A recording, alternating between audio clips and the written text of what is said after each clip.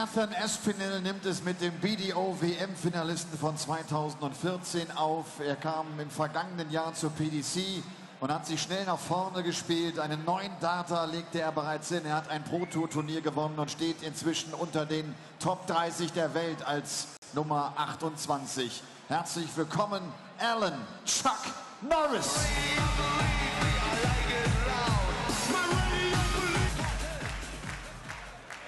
Second match of the day here at the Glass Palace for the European Darts Grand Prix in Sindelfingen, and it features the PDC's newcomer of the year last year, Alan Norris, against a man who reached the final of the PDC World Youth Championship last November, Nathan Aspinall. A contrast of styles, you might say, between these two.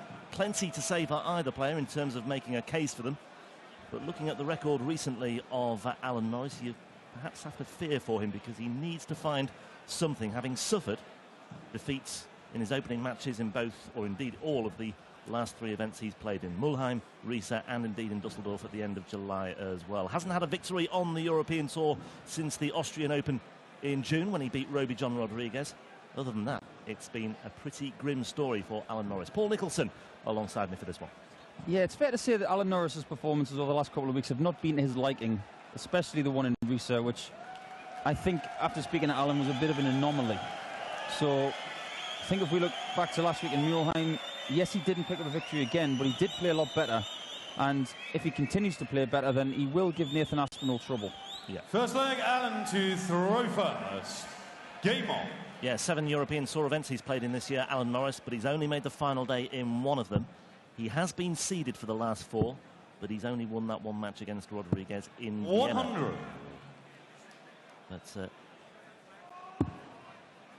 certainly with something to prove here. Missed a match start at tops in that defeat by Andy Jenkins last week in Mulheim. So you could argue he's getting closer. Seeded 13 here. Unlucky for some. Unlucky for some. 100. There's a good game between Chuck and Jenks last week. And it was a good, tight, old-school tussle, I think. And these guys know each other so well. 45. Practicing backstage together, having a bit of banter. It's not one of those games where they're just going to avoid each other and get super focused. It's just get up there, 83. bash each other up, see who's the better dart player on the day. And both guys are really comfortable with that, that's for sure. Yeah, it's another early start for Aspinall.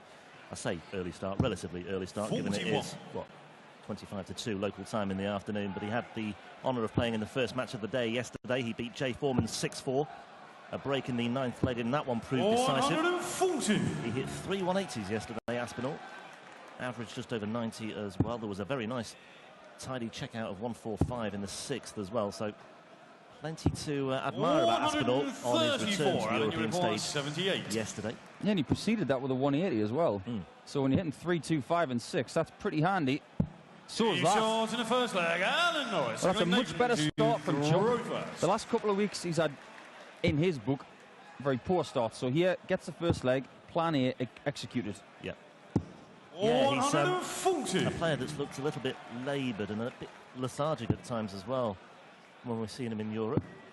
But nothing lethargic about this at the moment from Alan Norris. 140. Like you say, he's played a lot of darts this year, Rob, and he's been playing professional darts for quite a long time now, but he's obviously played more this year than he did last year.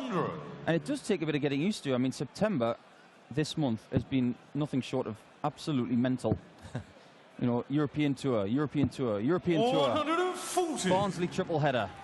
And then if you are top 8 in the world, you get to go to Cardiff, and then you get a couple of days off before we go to Dublin, where he will play in the Grand Prix.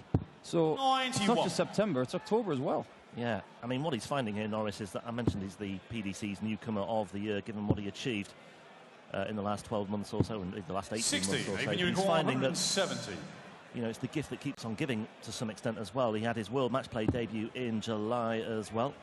Won the opening leg against Gary Anderson in that, but eventually went down 10-1. It was 45, and you recall 161. Another chastening experience for him, but that Funny run to old the game. quarterfinals of the World Championship did him the world of good.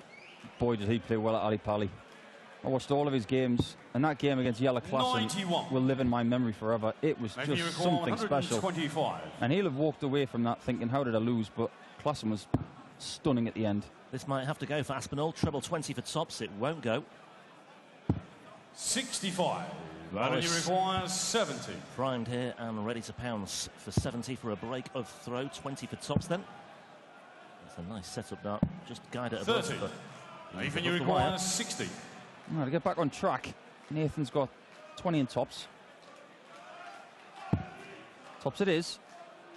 Just to stay with Chuck. Clean target. You won't mind that. 40.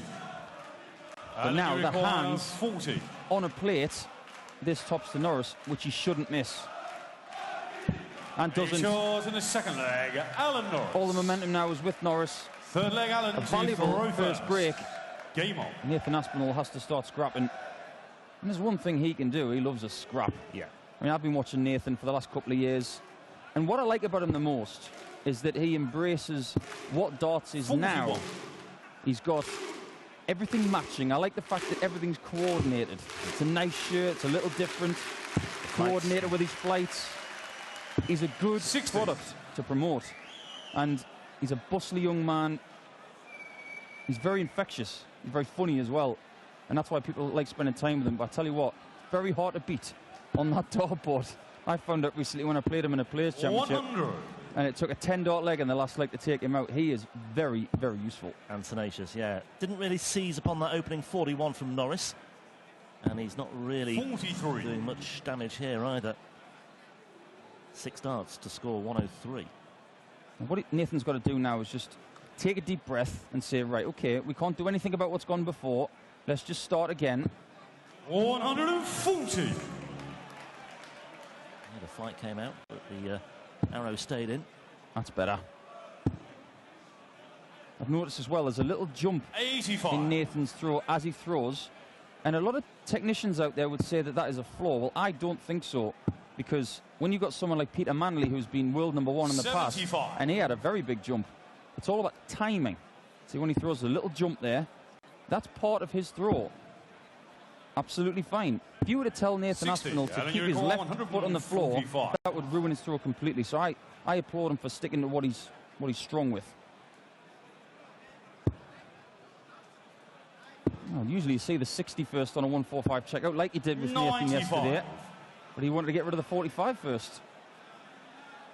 I suppose he had the knowledge that Aspinall was still adrift on 253, so maybe it was worth going for. I remember Rod Harrington pulling him up on that, well, not pulling him up, but sort of mentioning it to him why he was in a similar situation in a tournament last year, and Rod Harrington co-commentating that they questioned the wisdom of going that particular route. But again, credit to him, maybe sticking to his guns, sticking to his principles.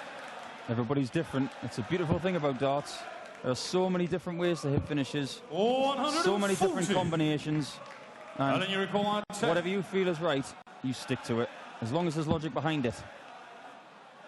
Well, he needs double 5, and he finds it, and he leads by 3 legs to 0.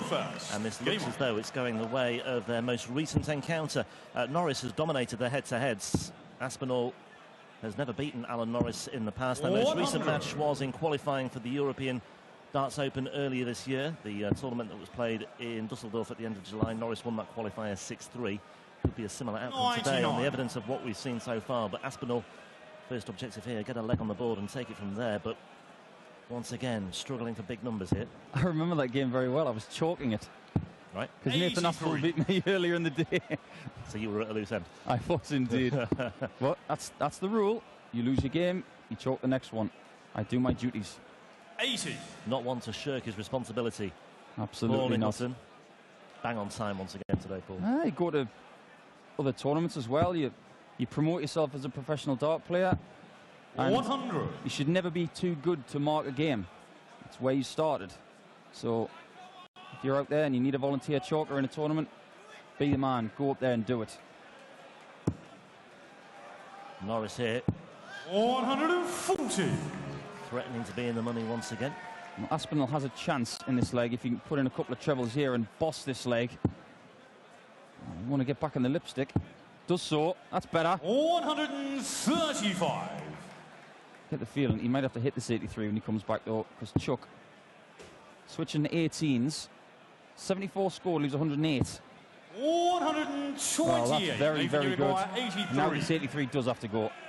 You feel it does. Well, there's the 3.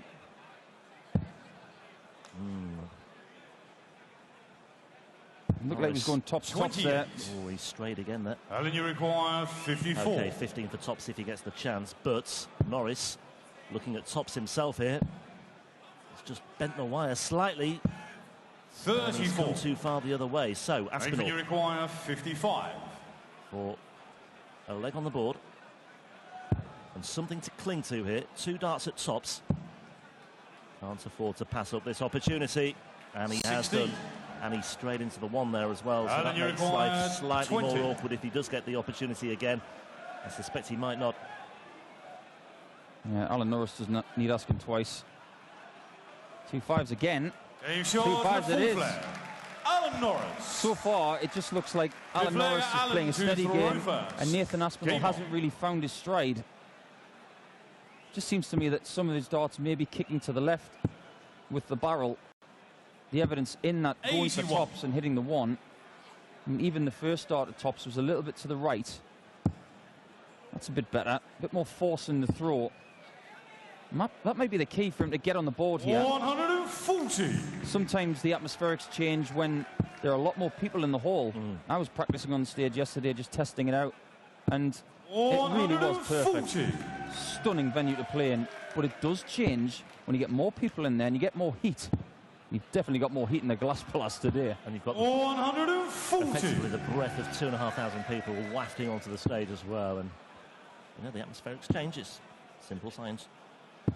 140. Well, it's all Peter Wright's fault that we're talking about atmospherics, because he's a big believer in the fact that atmospherics should tell you what you throw. Well, we've got 2 guys here who throw 100. their own signature dart, 140. and they're not going to change. Peter Wright, I wonder what he's going to be throwing later on today. Yeah, Peter Wright's one of the 121. hottest tickets in town in the evening session, up against Brendan Dolan, the number 2 seed, Peter Wright. And another shake of the head from Nathan Aspinall tells its own story. 40. Alan Norris for a 5-0 lead. The winner of this, and it looks as though it will be Norris, will face either Kim Huybrechts or Martin Schindler in the last 16 tomorrow. And Norris is 1 leg away from facing either the Belgian or the German. Now there's a game that I really want to see later. Schindler. Game on. Time to test yourself in a proper manner. Obviously, no disrespect to Andy Bolton that he beat last night, but Martin Schindler played, I think, the best performance that he's ever had last night. And why not play against the guy who's been in a semi-final and a final in the last couple of weeks? Now we'll see what you've got. Well, there is Andy Bolton. Another one who's stayed around for the weekend, which is good to see. Robert Owens here as well, and Scott Taylor was saw in the crowd. Well, Andy Bolton's very, very close friends with Chuck Norris. Live in the same area of Scotland, I believe. Inverness, yeah. 134. Well, a ton 34 there. 6-0, I think, would be harsh on Aspinall, and it wouldn't be nice to see. 100. But Norris won't be standing on ceremony here. You never want to see that. 2 good guys who really want to bash the living daylights out of each other. You want to see a really good, tough, close game. But sometimes, as a professional dart player, Nathan will learn this. You've just got to take some on the chin sometimes. 140. He'll probably play Alan Norris in the next couple of weeks and beat him 6-0. But it's not 6-0 yet. Yeah, could well do. There's a cluster of Players' Championship events in September as well. All part of the busy month of the year. And Norris here, well, we saw Fabian Hertz take out 127 late last night. Norris will not do that here. With a somewhat quizzical look when he hit it. Nathan, you require 85. I wonder if he's found that lost puppy of his. Yeah, thought he was offside, didn't he? That's the analogy we drew yesterday. I wonder if he turned the gas off. Well, he was looking for 16 for bull there, and he's hit the 7, and that just pretty much sums up Nathan Aspinall's day 45. here. I think it does, Rob. I think you're right. Alan, you require 80. I've got a sneaky feeling that Chuck might hit this. Just to compound Nathan's pain. He's gone tops. Look at this. Alan Norris for a champagne finale to the second match of the day. And that's hard to take for Nathan Aspinall. He's better than that. But the scoreline is 6-0. And Alan Norris, after 3 successive defeats in various European Tour events in Dusseldorf, in Riesa and in Mulheim. Finally, he's got one under his belt, and he will go through to face either Huybrechts or Schindler tomorrow. On stage next, we've got Mark Frost up against a man who's won on the European Tour this year, James Wade. That's right to come. Der heute nicht so wirklich zum Zuge kam, der sich viel vorgenommen hatte, aber das war nicht genug.